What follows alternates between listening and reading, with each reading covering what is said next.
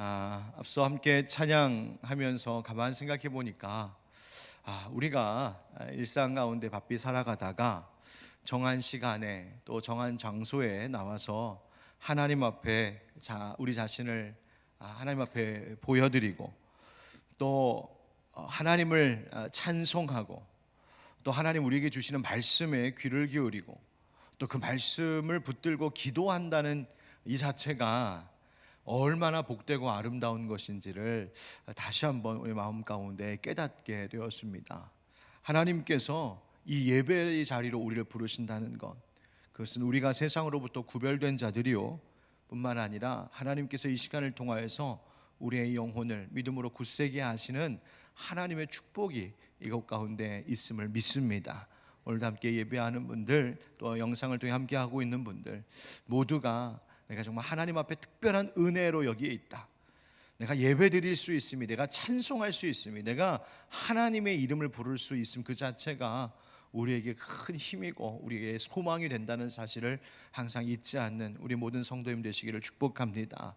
오늘 말씀에 좀 한번 따라 하실까요? 하나님께로 이끄는 묵상. 하나님께로 이끄는 묵상. 여러분, 우리는 이번 한 달 동안 여러 관점에서 올해 우리 교회에 주신 그 주제의 말씀, 사도행전 9장 31절의 말씀을 함께 주일 예배 시간을 통하여서 묵상해 오고 있었습니다. 그 가운데 우리 먼저 사도행전 9장 31절 한번 다시 한번 읽어볼까요? 같이 읽겠습니다. 시작. 그리하여 온 유대와 갈릴리와 사마리아 교회가 평안하여 든든히 서가고 주를 경외함과 성령의 위로로 진행하여 수가 더 많아지니라. 아멘. 예수님을 따르는 교회, 예수님을 따르는 성도, 또 주를 경외하는 교회와 성도, 또 성령님의 위로, 성령님의 도우심을 의지하는 교회와 성도, 그렇게 살아갈 때 우리 가운데 평안하여 든든히 서가는 은혜가 있고 그 수가 더 많아지는 그 평안과 부흥의 열매가 있다고 초대교회는 그것을 보여줬고 성경은 우리에게 그것을 가르쳐 말씀해주고 있습니다. 주일 설교 시간을 통해서 몇 차례 제가 말씀드렸던 것처럼 하나님을 향한 이 경외심이라고 하는 것은, 즉 주님을 사랑하면서도 또한 주님을 두려워할 줄 아는 그 마음은 하나님께서 우리에게 복 주시기 위하여 주신 은혜의 선물입니다. 내게 경외하는 마음을 주시는 것, 그것이 선물이다. 하나님에 대한 경외심, 여러분, 사람들에게는 모두가 그 경외심이라는 것이 있습니다. 꼭 믿는 사람에게만 있는 것이 아니라 믿지 않는 자들에게도, 비그리스도인들에게도 경외심이라는 것이 있습니다.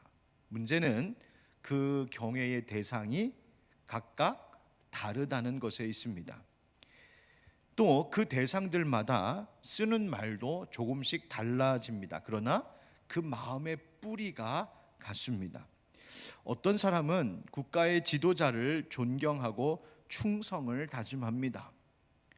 또 사람들은 부모님에 대하여서도 그런 마음을 갖고 있어서 부모를 공경한다, 그런 말을 쓰죠. 또 이런 경우도 있어요. 반대로 어떤 사람들은 자녀를 사랑하고 훈육해야 하는데 마치 자녀를 경외하듯 살아가는 부모도 있습니다.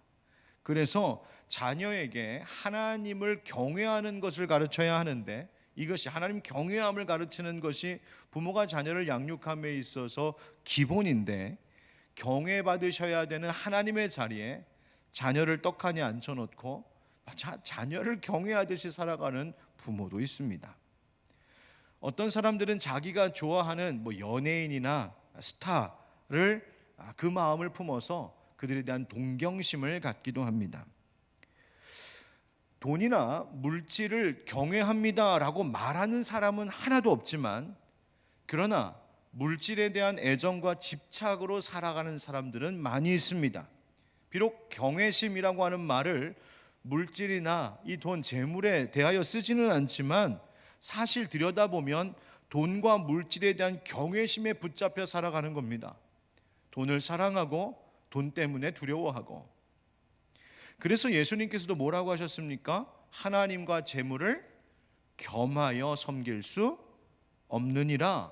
이 말은 하나님을 경외해야 될 백성이 하나님을 경외의 대상으로 삼아야 될 인간이 그 자리에 재물을 가져다 놓고 그 재물에 대한 경외심으로 살아갈 수 있기에 그런 자들에 대하여 경고하신 말씀이었습니다. 그러니까 저마다의 대상은 다 다르고 대상마다 쓰는 용어는 조금씩 다르지만 그 마음의 뿌리, 마음의 동기는 크게 다르지 않다는 겁니다. 그리고 그 저마다 가지고 있는 그 경외의 대상, 사랑의 대상, 그 두려움의 대상, 그 무언가가 늘 내 삶을 차지하고 항상 나를 이끌어가고 있는 거예요. 오늘도 그것이 나에게 영향력을 미치며 살아가고 있는 겁니다. 여러분, 제가 무슨 말씀을 드리는지 아시겠습니까? 우리 주변과 또 우리의 마음 속에는 하나님 외에 나의 경외심을 가져가려고 하는 대상들이 꽤나 많다는 점입니다. 내 관심을 받고 싶어하고 내 사랑을 받고 싶어하고 내 경배를 받으려고 나를 이끄는 그런 힘들이 있다는 거예요. 무엇에 대한 애착, 누군가에 대한 사랑이라고 하는 그것이 결국 나를 이끄는, 어쩌면 우리에게 경외의 마음을 빼앗아가고 있는 대상들이 있다는 것입니다. 여러분, 그래서 경외심이라고 하는 것은 결국 사랑이라고 하는 마음과 직결되어 있습니다. 여러분, 아인슈타인 아시죠? 최고의 물리학자, 과학자 아인슈타인이 이런 말을 했어요.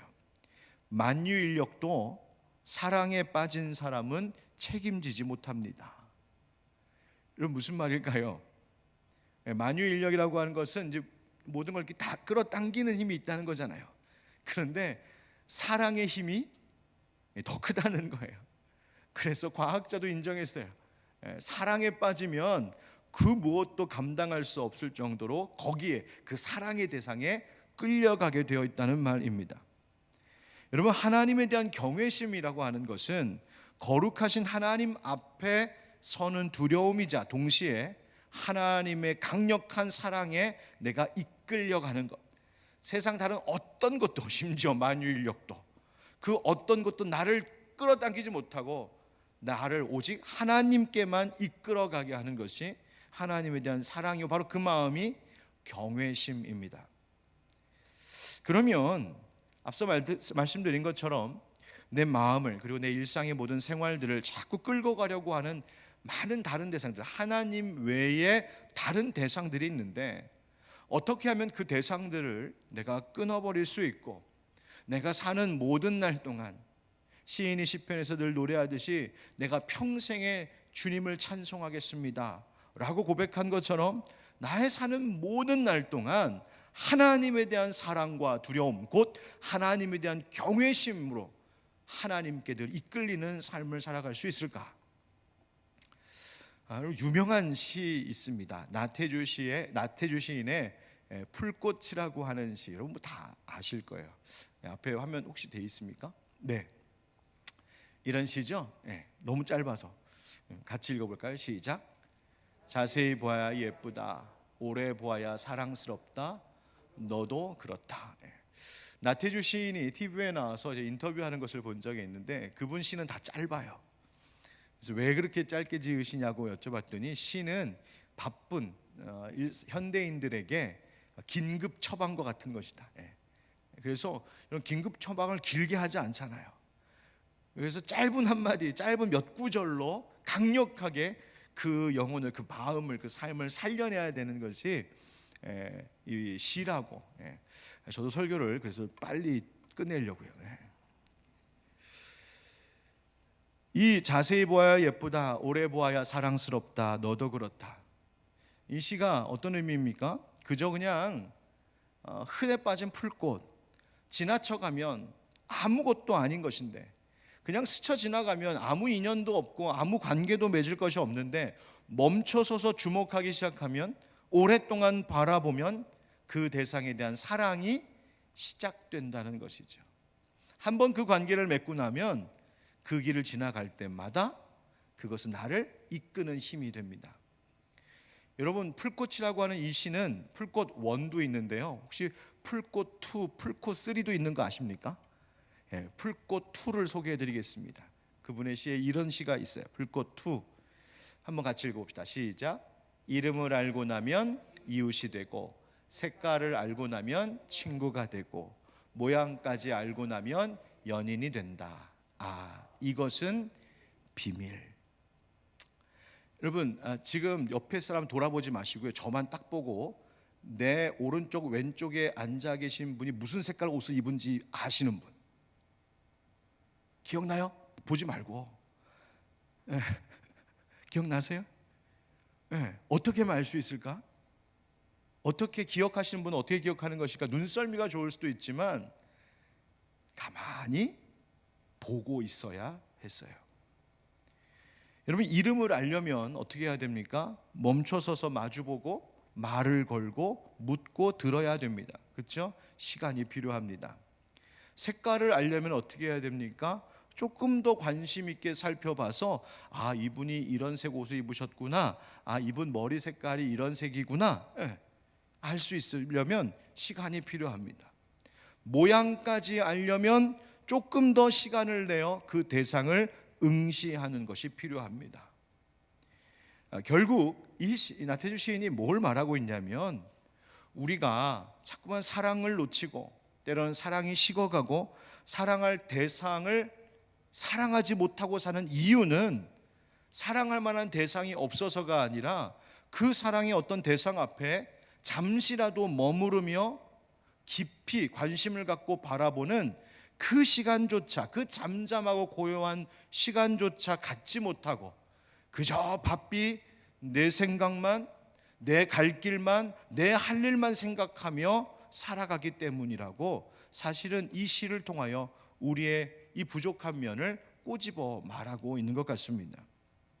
결국 내가 어떤 대상을 더 오래 바라보느냐, 어떤 대상 앞에 더 머무르며 생각하고 그 대상과 어떤 대화를 나누고 사느냐가 그 대상에 대한 나의 사랑을 일으키는 힘이요, 나아가 그것에 대한 경외심으로 그것에 이끌려 살아가게 된다는 말입니다. 매일 아침부터 저녁까지 TV 드라마만 돌려가면서 바라보고 그 앞에 머무르고 생각하고 그것에 대하여서만 대화 나누고 살면 결국 그것이 내 생각과 내 사랑을 가져가는 것이죠. 드라마에 대한 경외심 속에 살아가는 겁니다. 거기에 붙들려 살게 되어 있습니다. 매일 직장의 일과 돈 버는 것에만 붙들려 그것만 바라보고 그 앞에만 머물러 있고 그것만 생각하면 결국 그것이 내 사랑의 전부가 되어버립니다. 그렇다면 여러분, 우리의 믿는 자들의 참 경외의 대상이신, 그리고 우리의 유일한 내 경배의 대상이 되시는 하나님 앞에는 우리가 살면서 하루 24시간을 살면서 얼마나 머무르고 그 하나님 앞에 얼마나 잠잠히 있으며 하나님을 바라보는 시간을 갖고 살고 있을까요? 그렇게 하나님 앞에 머물러 그분을 바라보고 그분을 생각하고 그분의 말씀하시는 것을 귀 기울여 듣고 그분과 함께 대화 나누는 이 모든 것들을 우리는 뭐라고 부르냐면, 오늘 말씀의 제목이기도 한 묵상이라고 이름 붙일 수 있습니다. 요즘 주일마다 묵상하는 일상이라고 하는 주제로 우리 성도님들과 묵상에 대하여서 한 걸음 좀 더 깊이 들어가 보자, 그래서 이런저런 이야기를 함께 나누고 있는데, 이 묵상이란 그래서 한마디로 하나님 바라보고 하나님 앞에 머무르며 하나님에 대한 사랑에 점점 빠져드는 것이 묵상입니다. 토마스 그린이라고 하는 이가 뭐라고 말했냐면, 기도란, 우리는 이제 이걸 묵상이라고 이해하면 좋겠죠, 기도란 하나님과 사랑에 빠지는 것이다, 그렇게 말했어요. 여러분, 테레사 수녀 잘 아시죠? 테레사 수녀도 말하기를, 기도하는데 가장 중요한 것은 많이 생각하는 것이 아니라 많이 사랑하는 것입니다, 그렇게 얘기했어요. 그러니까 많이 생각해서 많은 말로 하나님 앞에 쏟아놓는 것보다 더 중요한 것은 내가 그분을 얼만큼 뭐 하는 것이라고요? 사랑하느냐에 있다라는 것입니다.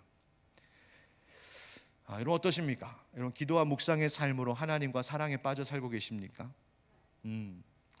여러분, 이 기도와 묵상으로 하나님과 사랑에 빠져 살고 있는 한 위대한 인물이 있었죠. 바로 다윗이라고 하는 인물입니다. 오늘 말씀 다윗은 7절부터의 말씀에서 뭐라고 말하냐면 여호와의 말씀을 묵상하는 이 말씀이 주는 유익에 대해서 이렇게 말하고 있습니다. 제가 7절부터 10절을 한 번 더 읽어볼게요.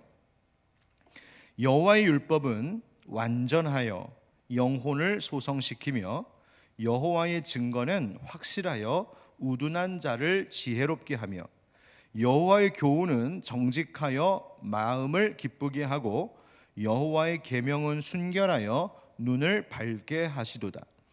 여호와를 경외하는 도는 정결하여 영원까지 이르고 여호와의 법도 진실하여 다 의로우니 금 곧 많은 순금보다 더 사모할 것이며 꿀과 송이꿀보다 더 달도다. 아멘.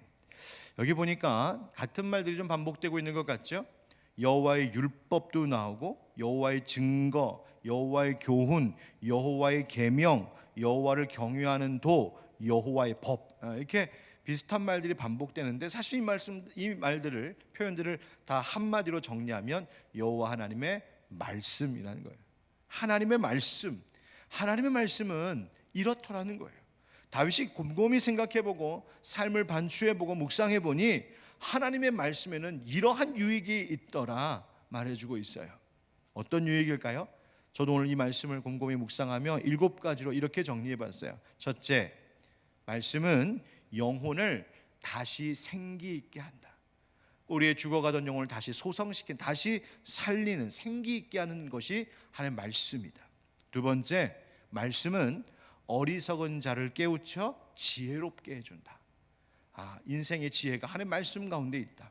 세 번째, 말씀은 우리의 영혼에 기쁨을 안겨다 준다. 하나님께서 항상 기뻐하라 하셨는데 그 기뻐할 수 있는 이유가 무엇일까? 하나님의 말씀은 변치 않으시기 때문에 그 말씀 속에서 우리가 참 기쁨을 가져다 준다. 네 번째, 말씀은 영안, 우리의 영적인 눈을 밝게 하여서 잘 분별할 수 있게 한다.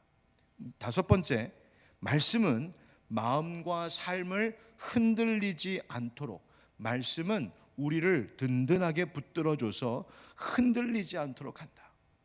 여섯 번째, 말씀은 우리를 한결같이 늘 옳은 길로 인도한다. 말씀이 인도하는 그 길을 따라가면 실패함이 없다는 이야기예요. 일곱 번째, 말씀은 가장 가치 있고 달콤한 행복과 만족을 준다라고 성경은 말하고 있습니다.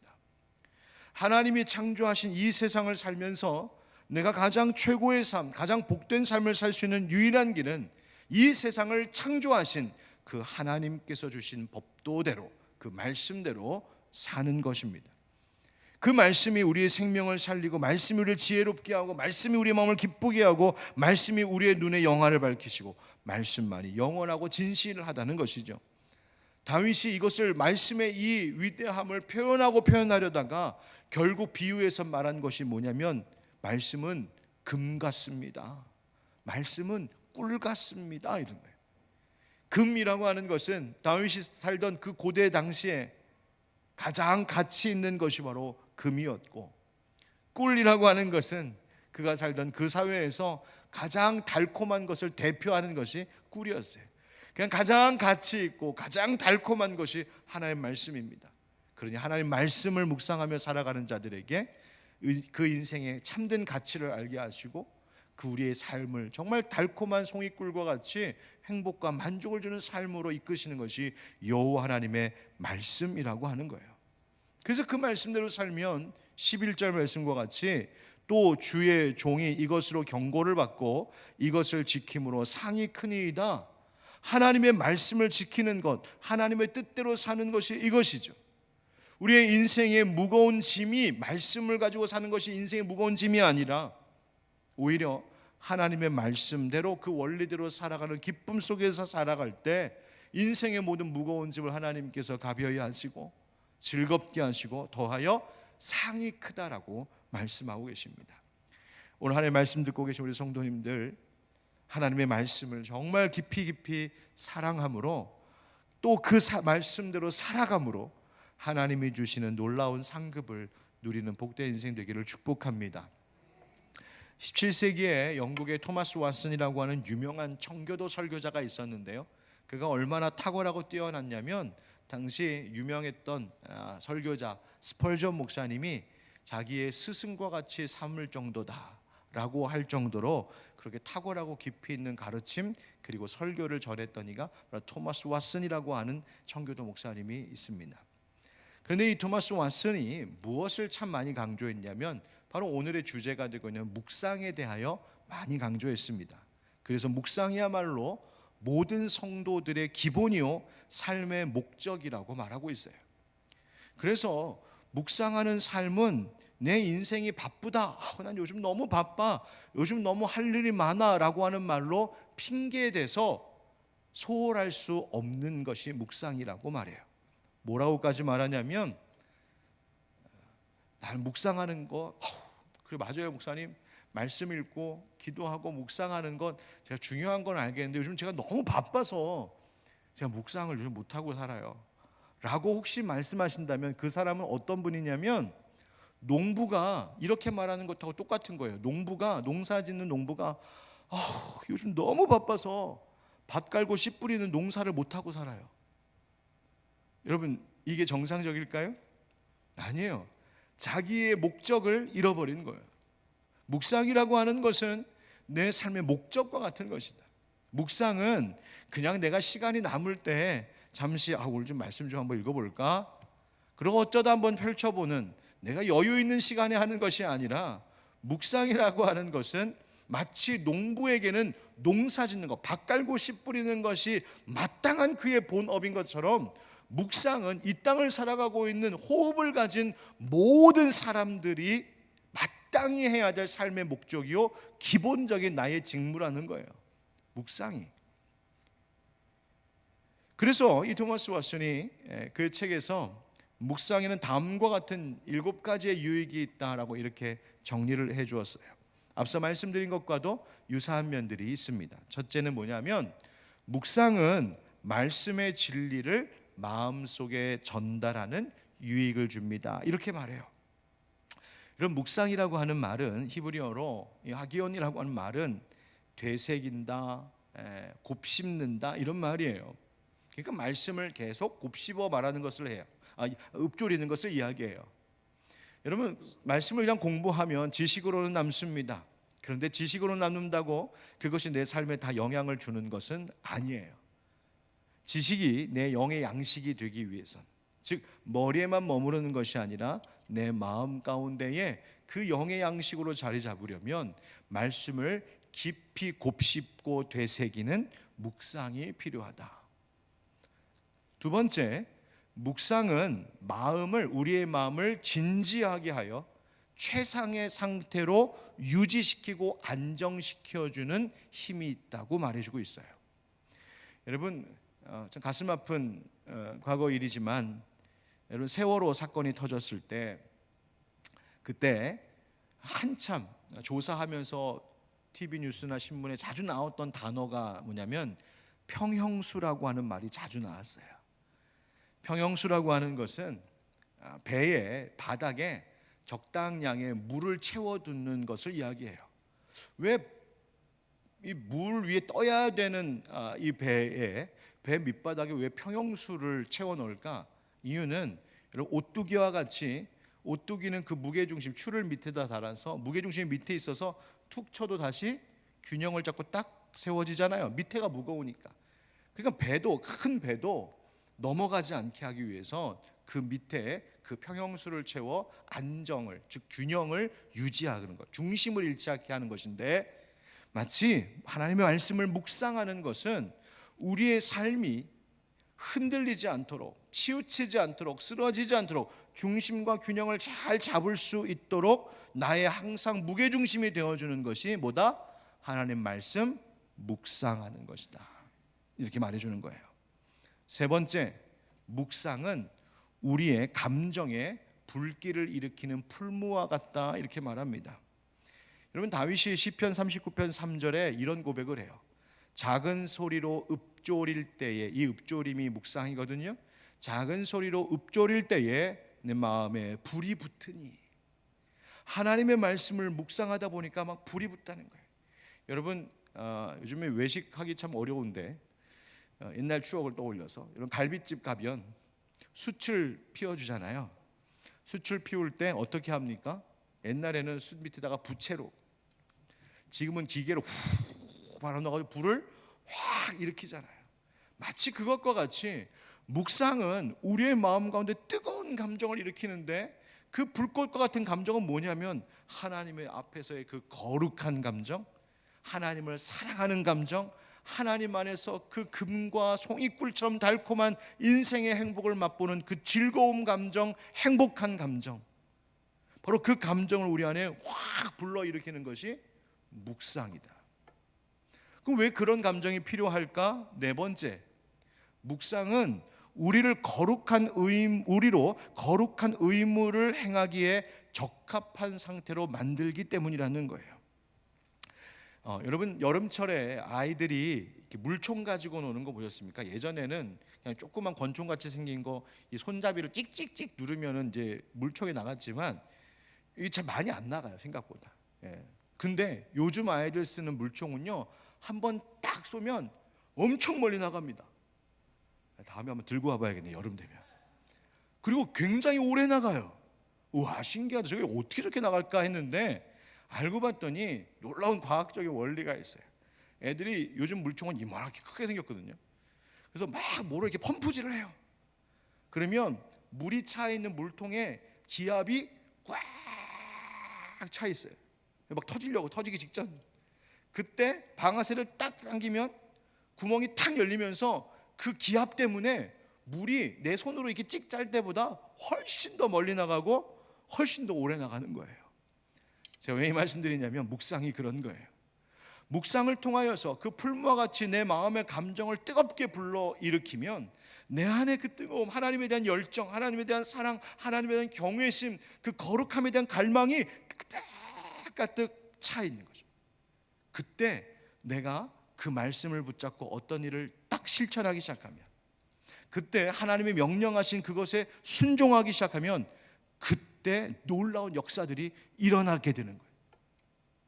도무지 용서할 수 없을 인생이었는데, 도무지 그 사람 나는 죽었다 깨어나 저 사람 용서 못해 했는데, 묵상의 삶을 통하여 내 마음이 하나님의 그 사랑과 용서해야 될 마음, 그 마음을 가득 채워주심으로 나로 하여금 놀랍도록 물총이 멀리 쫙 나가는 것처럼, 마치 그 모습처럼 내가 그를 용서하고자 할 때 할 수 있는 힘을 일으켜 주시는 것, 바로 그것이 말씀의 묵상. 그래서 토마스 왓슨은 뭐라고 말하냐면, 마치 말씀의 묵상은 악기를 조율하는 것 같다. 여러분, 조율되지 않은 악기 갖다가 아무리 연주해봐야 귀만 아프게 하잖아요. 그래서 악기를 연주하기 전에 반드시 조율을 해야 돼요. 여러분, 돛담배가 배를 타고 항해할 때에는 출항하기 전에 돛을 점검하고 돛을 높이 올려야 돼요. 그러지 않으면 바람이 아무리 불어도 배에 아무런 영향력을 주지 못해요. 씨를 뿌리려면, 밭에 씨를 뿌리려면 씨 뿌리기 전에 그 밭을 일구어야 돼요. 한번 뒤집어 엎어야 되죠. 왜? 밭을 부드럽게 해서 그 씨를 품을 수 있게 말이죠. 그렇게 조율하고 돛담배에 돛을 올리고 땅을 기경하고 물총에 수압을 가득 채우는 것과 같은, 바로 그 일이 뭐다? 말씀 묵상하는 거다. 그래서 우리를 거룩한 삶을 살 수 있게 하는 힘을 준다는 거예요. 다섯 번째, 묵상은 기도를 잘 할 수 있게 도와준다. 여러분, 기도는 우리의 호흡이라고 말하죠. 그 말은 기도 없으면 우리 살 수 없는 사람들입니다. 그런데 묵상하는 삶은 우리의 기도를 도와주고 풍성하게 만든다는 거예요. 여러분, 이삭이 들판에서 묵상을 했다. 우리가 지난 신년 특별 기도회 때도 그 이야기 말씀 나눴었는데요. 묵상했다라고 하는데 사실은 그 말은 다른 말로 기도했다는 말이기도 해요. 깊은 묵상을 통해 우리의 심령이, 우리의 마음이 기도할 수 있는 가장 좋은 상태로 만들어 주신다는 겁니다. 왓슨은 이렇게 비유하여 말합니다. 여러분, 여기 낚시 좋아하시는 분들 계세요? 낚시 좋아하시는 분들, 낚싯줄 이렇게 쫙 내릴 때에 아무 데나 가서나 아무 때나 내리지 않습니다. 고수들은 뭘 봐요? 물기를 쫙 봐요.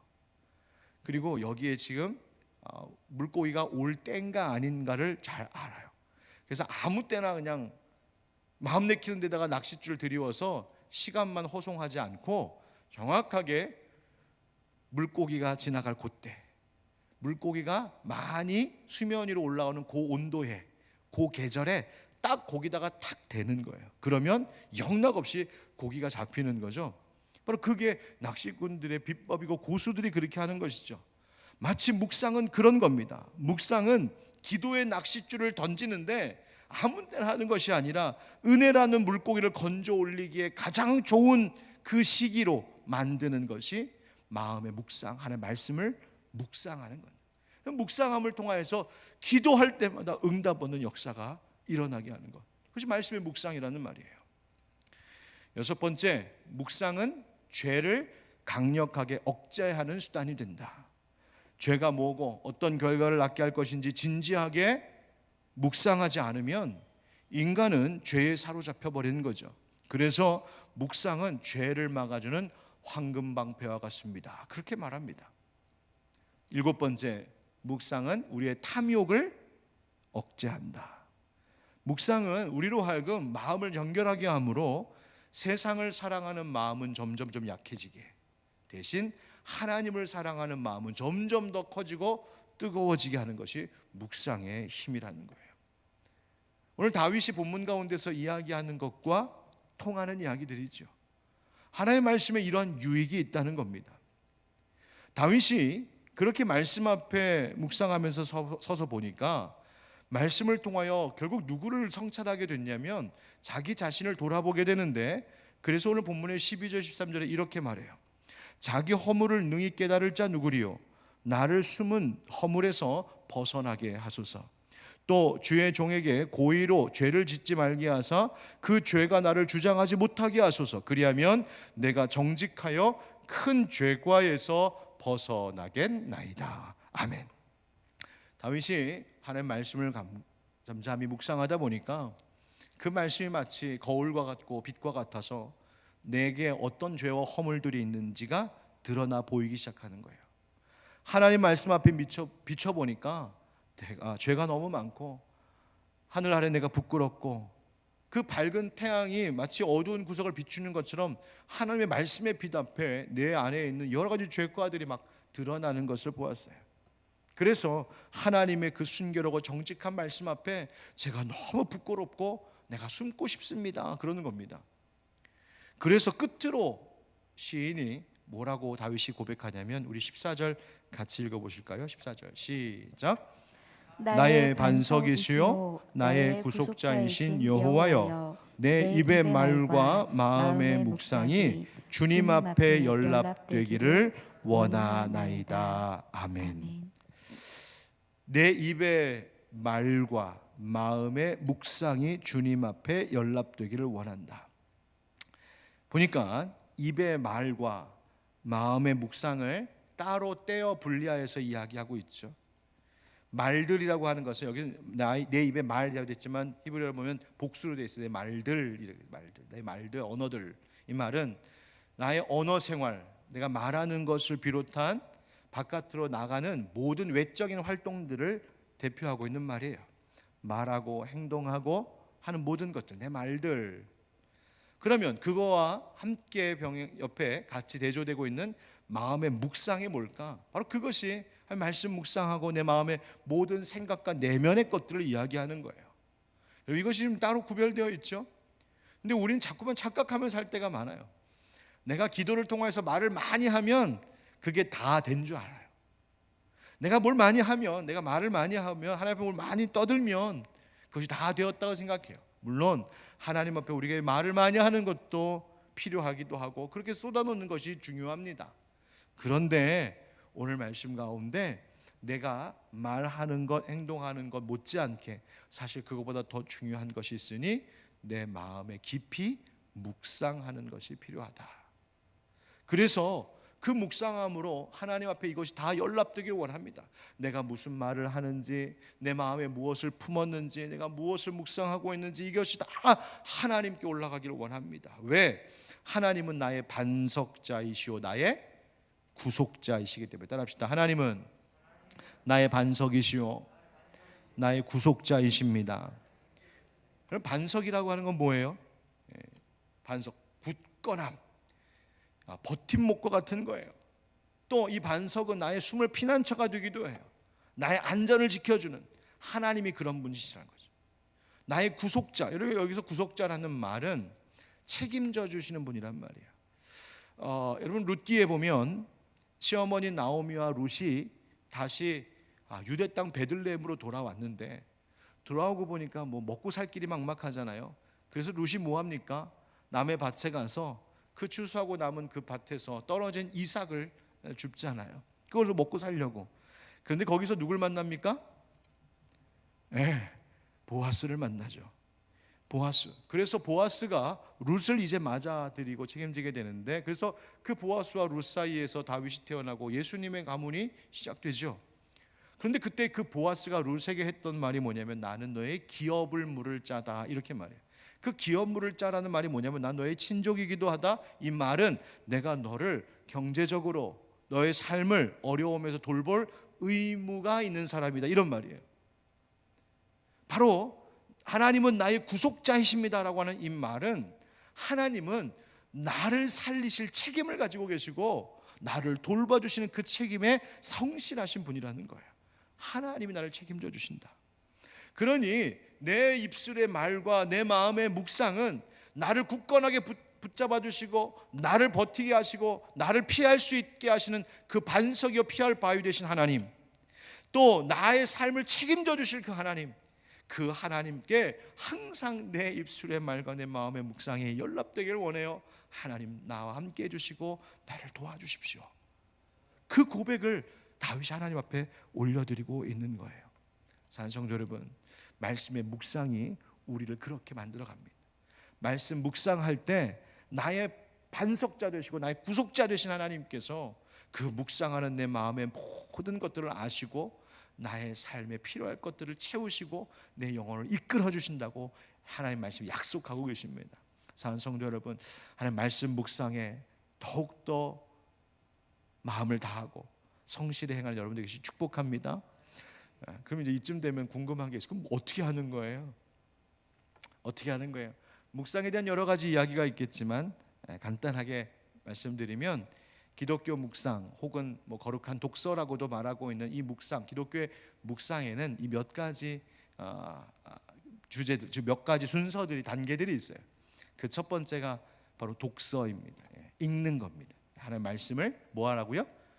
읽어야 된다고요. 여러분 읽을 때 그냥 무턱대고 읽지 마시고요, 성령님께 구하십시오. 성령님, 말씀을 읽을 때 내가 이 말씀의 의미를 잘 이해하고 깨달을 수 있게 해주십시오. 근데 묵상하려고 하나님 말씀을 읽을 때는 너무 본문을 길게 잡으면 어려워져요. 한 10절 안팎, 한 단락, 그 정도 정해서 거기서 선택하여 집중해서 묵상함이 필요해요. 읽기, 한 번 읽는 게 아니라 두 번, 세 번 반복해서 읽으셔야 돼요. 반복해서. 그래서 그 의미가 뭔지를 알아야 돼요. 그 다음 두 번째는요, 묵상이에요. 읽고 나서 다 읽었다 하고 성경 덮어버리는 것이 아니라 그 읽은 말씀을 가만히 깊이 묵상함이 필요해요. 그 말씀이 이해됐다, 즉 지식적으로만 이해되는 것이 아니라 감추어졌던 말씀이 내 안에 깨달아질 수 있도록 성령님께서 깨닫게 하시는 은혜로 이 말씀의 묵상 시간이 채워져야 돼요. 이런 말씀, 나에게 이렇게 말씀하시는구나. 세 번째, 기도하는 거예요.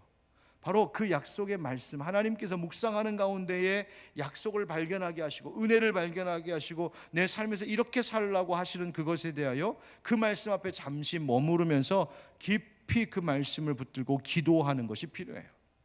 그런데 여기서 우리가 묵상을 이야기할 때 한 단계, 좀 한 걸음 더 나가야 될 것이 있는데요, 그것이 뭐냐면 더 깊은 기도다라고 말씀드릴 수 있겠어요. 여러분, 관상이라는 어려운 말도 쓰는데 뭐 그런 말까지 쓰지 않더라도 그 기도가 좀 더 깊어지는 기도. 어떤 기도냐면 하나님을 바라보는 겁니다.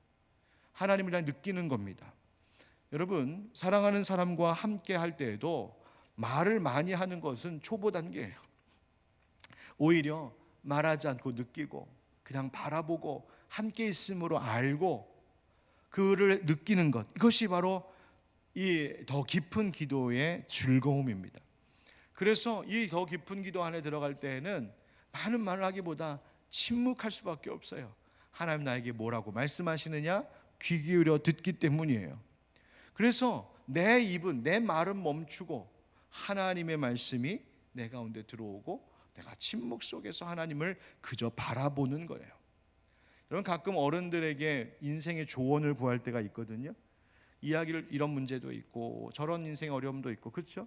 그런데 그런 이야기 쭉 나누다 보면 내가 지금 가지고 있는 문제에 대해서 이건 딱 이렇게 풀면 돼 라고 정답같이, 모범답안과 같이 주는 일들은 별로 없어요. 그런데 인생의 지혜가 깊은 분들과 함께 이야기를 나누다 보면 이야기를 하고 듣던 중에 아 하면서 내 안에 깨달음이 오고, 문제는 해결되지 않고 똑같은 문제가 내 인생 앞에 그대로 있는데 그 문제를 바라보는 나의 관점이 달라지는 것을 경험해 보신 적이 있으시죠? 마치 그것과 같이 하나님의 말씀을 깊이 묵상하고 더 깊은 기도로 들어간다는 것은 그렇게 그 하나님의 말씀으로 나의 관점을 바꾸어내는 거예요. 그리고 한 가지만 더 하자면 거기에 실천. 왜? 기도의 열매는 결국 실천이기 때문이에요. 삶이 기도가 되고 기도가 삶이 되는 것. 여러분, 이 묵상의 삶을 통하여 여러분이 더욱더 하나님께로 이끌림 받아 그 묵상 속에서 얻는 주를 경외하는 그 마음이 더 커짐으로 하나님께서 주시는 평안과 부흥을 누리는 여러분의 인생이 되기를, 또 우리 교회가 되기를 주님의 이름으로 축복합니다. 우리 여호수아 1장 8절 말씀 마지막으로 읽고 마치겠습니다. 시작.